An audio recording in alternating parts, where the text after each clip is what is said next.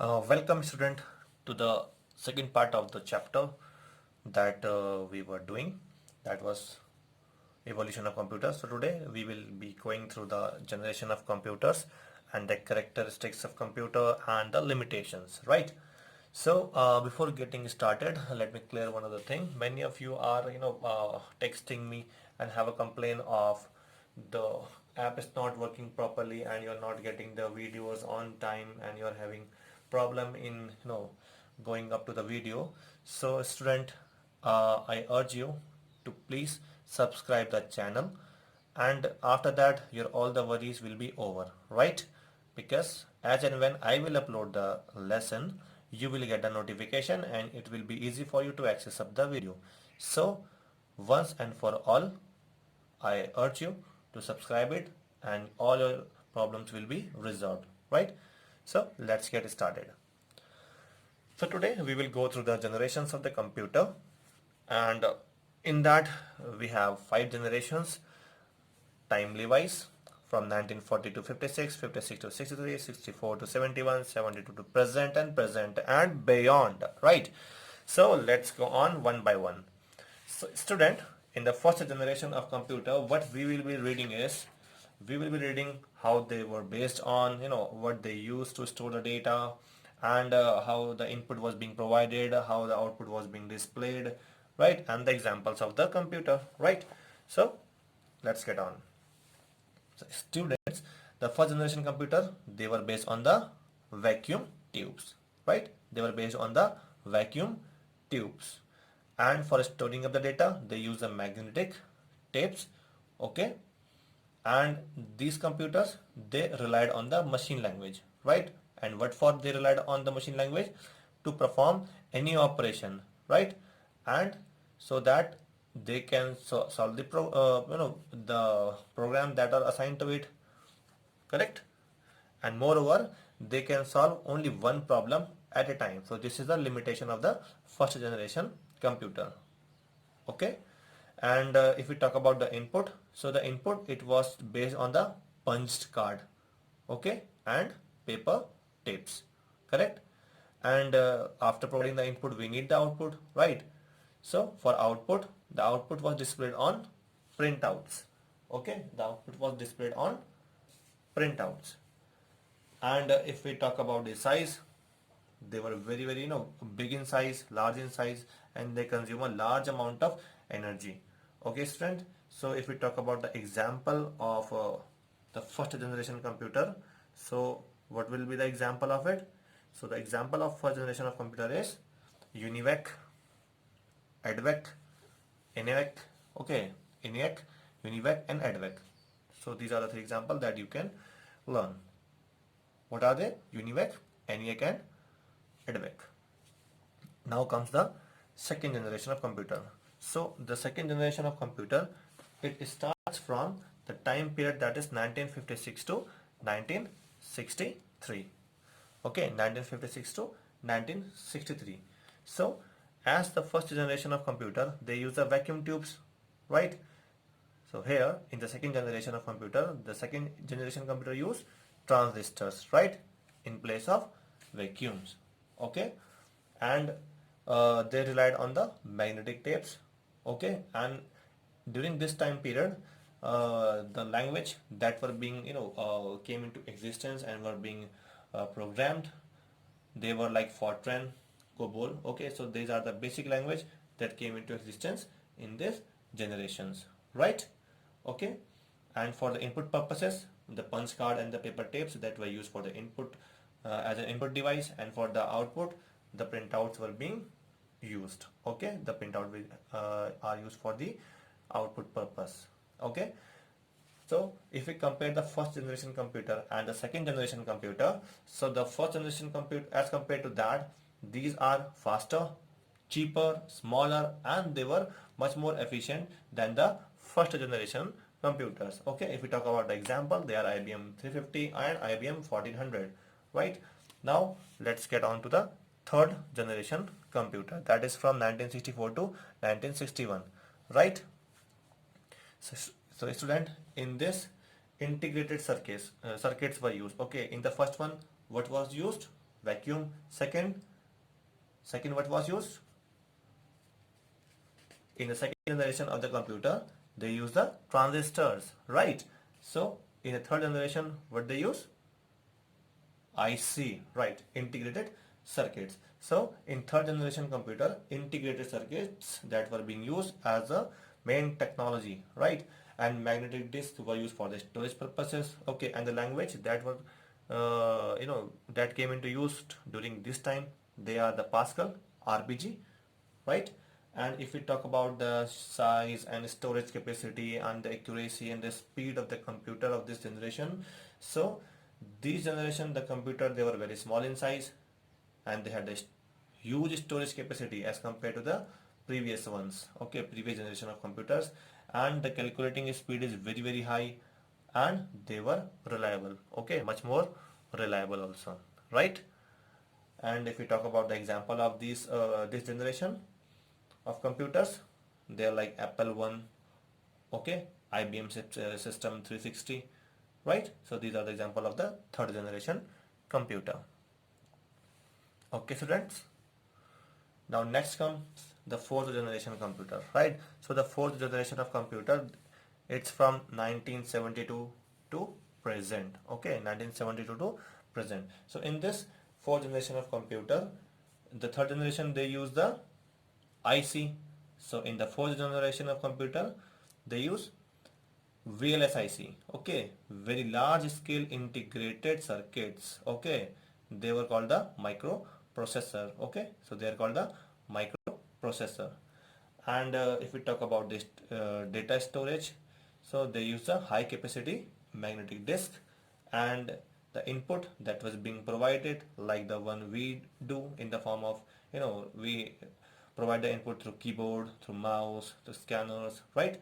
And if we talk about the output, so output is being provided from monitor, printer, and the various devices like speakers and plotters, okay, right? So these were the output devices, and these computers, they can be linked for the sharing up of the data, right? And they use a microprocessor, and this decrease the size of the computer and increase the efficiency of the computer, right? And the computer, they were portable. Portable means can be carried from one place to another, easily, okay. So they are easily portable, they are reliable, and moreover they were the cheapest, okay, they were cheapest, so that it were affordable for the individual also, right? It are affordable. And if we talk about the example, it's like the PC that we have, IBM PC, okay, correct. Now next is fifth generation of computer, that is from present and beyond. So student, in the fifth generation of the computer, it work on the artificial intelligence, right? Okay, and in this like the one you have you have also been sometimes heard about the or seen about the robots or the working of the robotics and the science behind that, right? So this is all about the artificial intelligence, right? So this computer, they are still in development, okay, and some of the applications, they are they are being developed, and still it is on development, right? For example, like the voice recognition, that are being used today. So the goal of the fifth generation computer, it is to develop the devices that could respond to the natural language input and to imitate the human reasoning, right? Okay, that's all for generation of computer.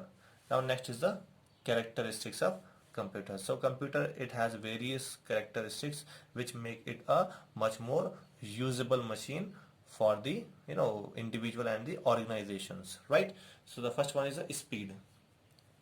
So student, speed of the computer, in computing, the purpose of invention of the computer, that was so that many of the calculation could be done, and as compared to human beings, it could be done faster and faster, okay. So computer, it can do the large amount of calculations, okay, and that also very correct with full accuracy, okay.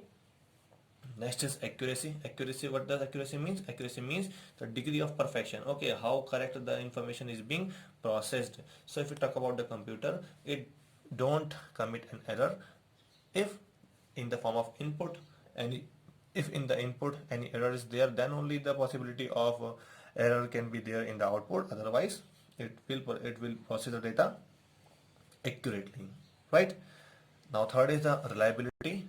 So reliability, what does it mean? Reliability means it means the quality of a computer system to perform consistently. Okay, that means it is reliable in nature. We can rely on that. It will do the thing as an what we have expected it to do. Okay, or what we have programmed it for the doing up of the particular of the task. Right. So in case of any failure of the computer system, we have the provision, like we have the backup of the information and the programs. Right. Okay. Now next thing is the versatility. What's the versatility? Versatility means doing many of the tasks at the same time. Okay, and that too with the full accuracy. Okay, reliability, full accuracy and speed. So computer, we can do many of the we can open up the many of the application. Many of the application can work instantaneously, and that too with the full accuracy. Likewise, you have done, like you were typing one your MS Word. In the MS Word you might be typing, and along with that your music is also going on. Okay, so many applications, they can be they perform the work accurately side by side. So this is how it is versatile in nature, right? If we talk about the storage, computer, it can store the capacities very huge, as we see nowadays, right? So as we have already talked about the storage capacity of the computer, it is being divided into two types: primary, secondary, right? So for that, hard disk is also there.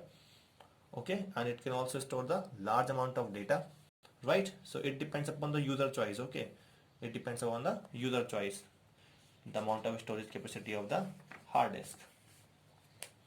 Next thing is the diligence.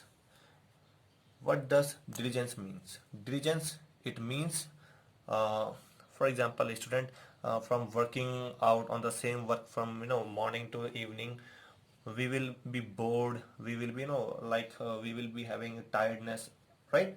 But computer, it don't respond that way, right? And it can work repeatedly and efficiently for long and long hours, right? And without even taking up the rest, till the time the supply electricity is there, it will perform the function very efficiently. Okay, now the last one is multitasking. What does multitasking mean? Multitasking means doing the many tasks at the same time. Okay, likewise in listening the music, and like it can perform the application like playing about the music, and along with that you can work on the MS Word without any you know and moreover many other applications too. So it can do many of the tasks at the same time. Okay, and that too with full accuracy, with full speed and reliability. Okay, versatility and diligence it can do. So this is how the computer is. It it is a device that is of so much of importance. This is how it has make itself not it make itself. It's like it has been developed so as to be of much more utility to us, right? So along with the characteristics, a computer has its some of the limitations, right? So what are the limitation of computer? Limitation of the computer is like it is having incapability to think. Okay, it cannot think on its own. It just work as on the data that has been provided to it. Okay, it cannot take the decision on its own, and if any error is there, it cannot take an alternative action, right? So we have to make it correct, right? The second one is no intelligence. So like the human being, we have the IQ. Okay, so it need the instructions for every step. For every step we have to give the instruction in the form of input, then only it will perform the processing, and then we can get the desired output. Other than that, it don't have its own intelligence, right? And the most important is dependence on power, right? So as we know that a computer, it is an electronic machine, right? So it works on the electricity, right? So the dependence of it makes the usage of the computer rather more costlier, isn't it? So this is how these are some of the limitations of the computer. But moreover that, its usage are, they are very very helpful to us. So this is how the chapter 1 comes to an end, and I hope you all understood the chapter. So go through the chapter again, and students, be inside, be safe, and keep learning, and don't forget to subscribe so that you don't have any problem in regarding the, you know information about the video that you're not getting in the video. Okay, so keep studying.